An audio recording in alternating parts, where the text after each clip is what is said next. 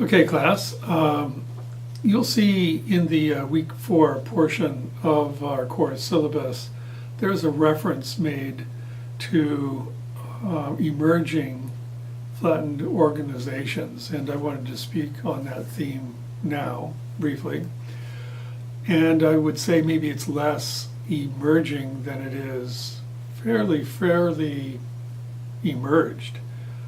That largely because of technological innovation, the fact that we are able to communicate very easily and sometimes seamlessly up and down an organization, that organizations themselves, and nonprofit organizations are hardly immune to this, have essentially eliminated a whole layer of middle management, simply because they're not really needed. If you consider that, middle management was something of an intermediary between executive management and staff.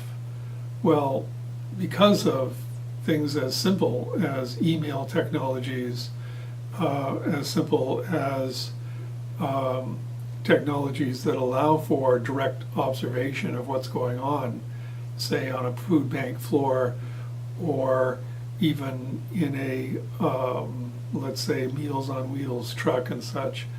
The idea of middle management having to carry out those essential connections between executives and staffs is far less important. And so we've really seen an elimination of middle management, again, across the board. And that's where I'm getting to this idea of a flattened organization, and part of what our theme has really been throughout the course is the fact that leadership is no longer being at the top of that hierarchy, and is now a matter of being, in the words of one of the schools of thought, being situational, certainly much more collaborative. And so leadership traits, to the extent that, and again, you have to buy into the idea that you can learn leadership, and I believe you can. I think the literature is pretty clear about this. You really want to inculcate that throughout an organization, provide for individual initiative and the courage to take some risks within reason. And again, that's because we have a communications technology that allows us to pass ideas back and forth in a fairly dynamic way.